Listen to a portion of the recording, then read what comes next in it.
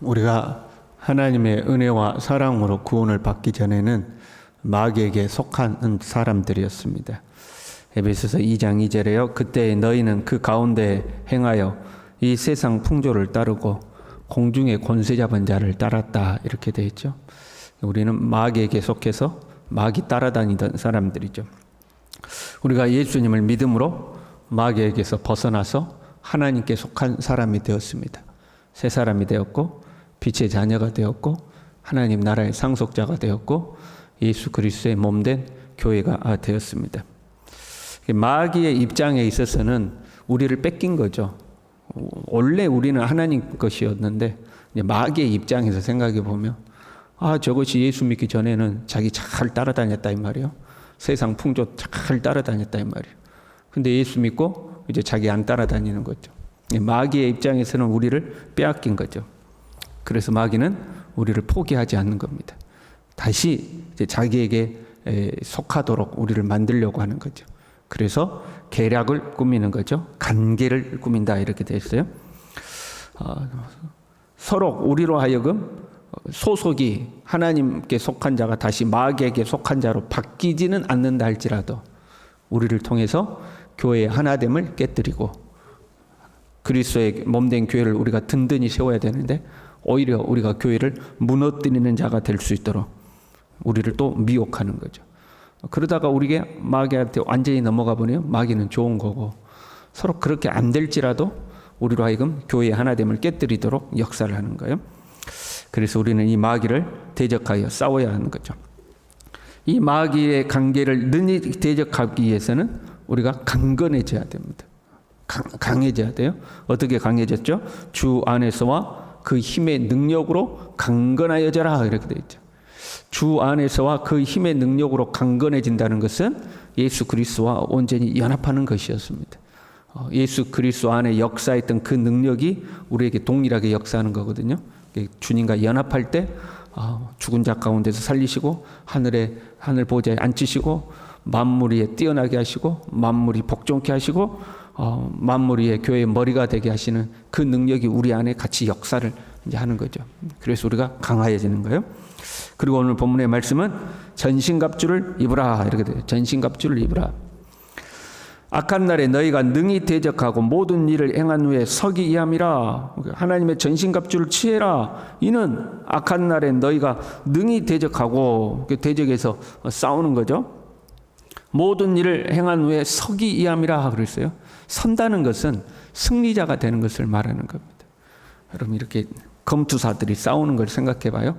쟁쟁하고 싸우다가 진 사람은 쓰러져 이제 자빠지는 거죠. 죽든지 어찌됐든 간에 쓰러지는 거고 마지막에 탁 서 있는 자가 승리하는 거잖아요. 그래서 마지막 날에 너희가 서기이한 거다 하는 것은 너희가 승리자가 되는 거다 하는 것을 이야기하는 거예요. 여러분, 마지막 모든 일을 행한 후에 선다 하는 것은 최후 승리를 말하는 겁니다. 한두 번 서는 것이 아니라 모든 일을 행한 후에 마지막에 승자가 되는 것을 이야기하는 거예요. 여러분, 한때 잘하는 것도 그 잘한 거예요. 저 사람 한때 참 신앙생활 잘했어. 그 한때라도 잘한 건 잘한 거죠. 그러나 끝까지 잘해야 되는 거죠. 누구나 한 번은 반짝일 수 있어요. 그걸 지속하는 게 힘든 거죠. 우리의 신앙생활은 지금 영적 전투로 이야기를 하고 있잖아요. 전쟁인 거죠. 여러분, 우리가 전쟁에 나갔어요. 막 적군하고 싸우는데 내가 딱 한 명하고 싸워서 이겼어요.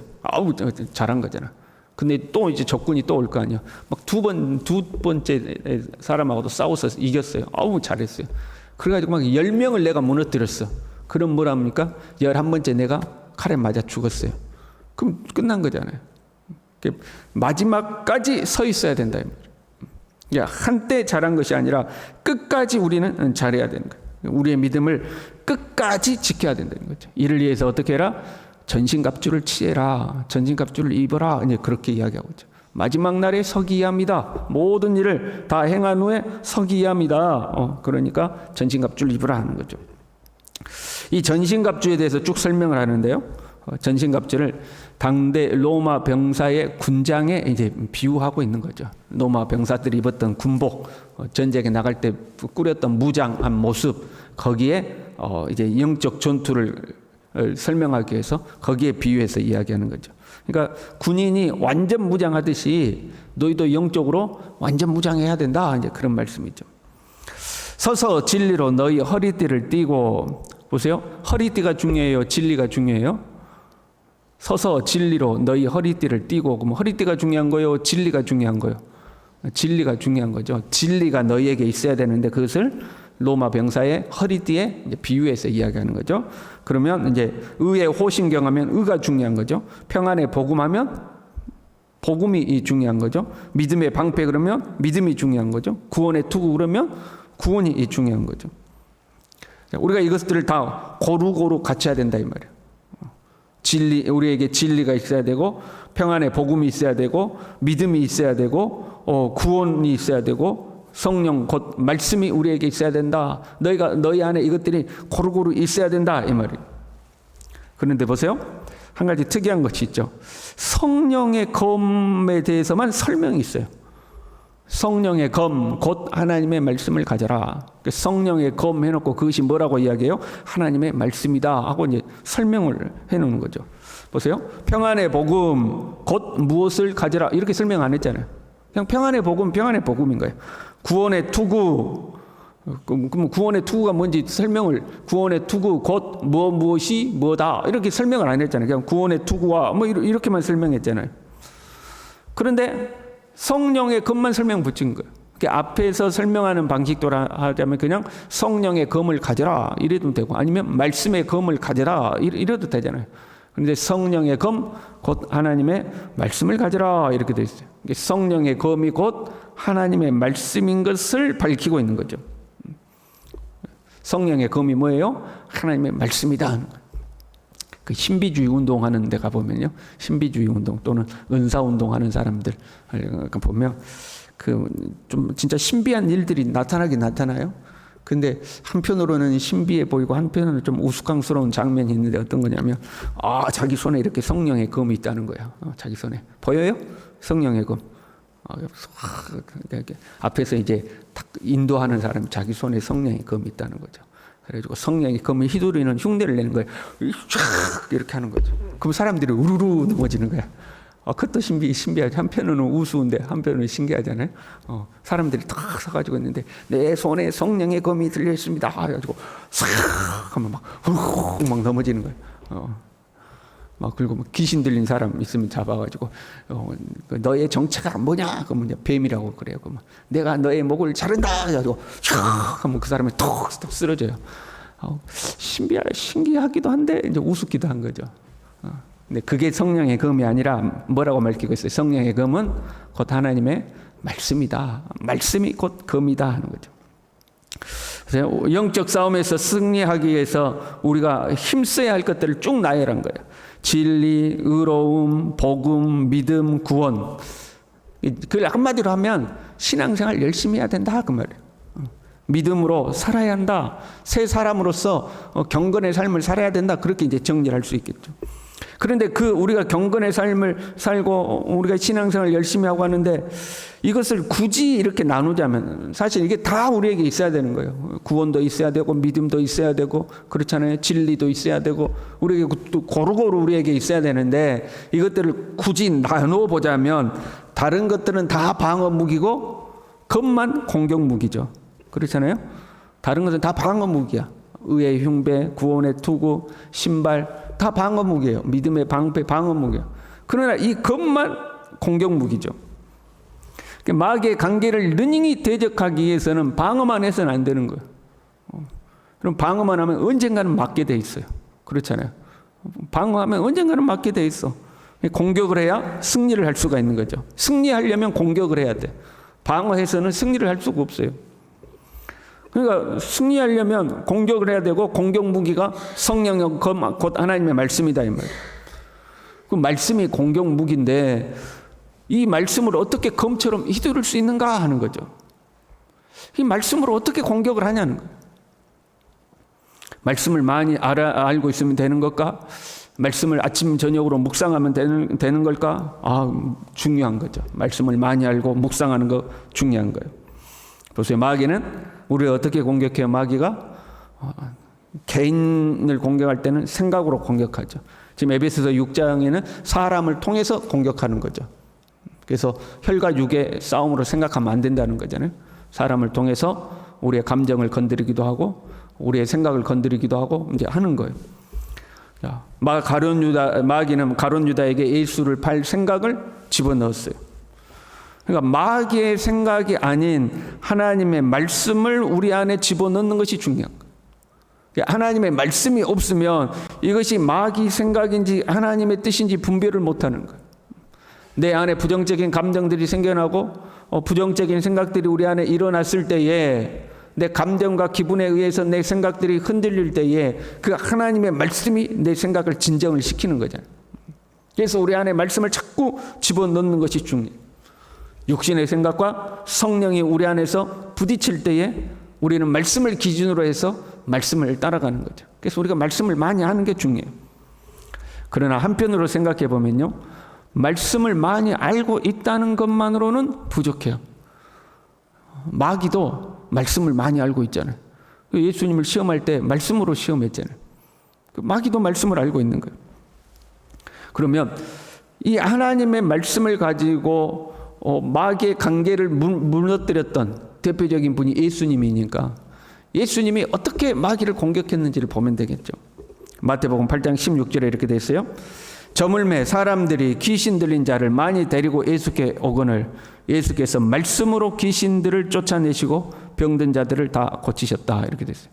말씀으로 귀신을 쫓아냈다는 거예요. 말씀으로 귀신들을 물리치셨다는 거예요.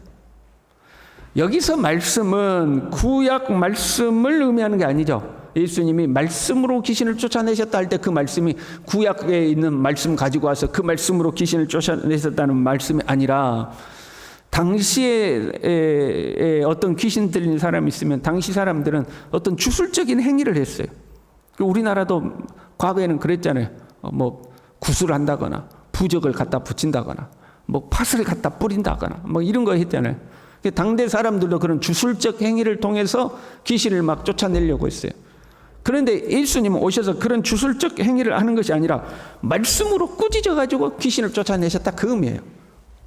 말씀으로 귀신들을 쫓아내셨다 하는 것은 말씀으로 꾸짖고 말씀으로 선언하고 말씀으로 선포하셨다는 것을 말하는 거예요. 보세요. 자연 원리로 의하면 빛이 비치면 어둠은 떠나가야 맞아요. 그렇잖아요. 그냥 빛이 비치면 어둠은 자연적으로 떠나가잖아요. 예수님은 이 땅에 빛으로 오셨습니다. 그러니까 귀신이 예수님 앞에 서는 것만으로도 사실은 도망가야 돼요. 예수님 빛이고 그들은 어둠이니까 빛이 비치면 어둠이 떠나가야 되죠. 그런데 예수님 앞에 왔어도 오히려 예수님께 큰 소리치는 귀신들도 있었죠. 안 떠나가더라 이 말이에요. 그런데 언제 떠나가죠? 예수님이 꾸짖고 명령하면 떠나가는 거예요. 나가라 하면 가는 거예요.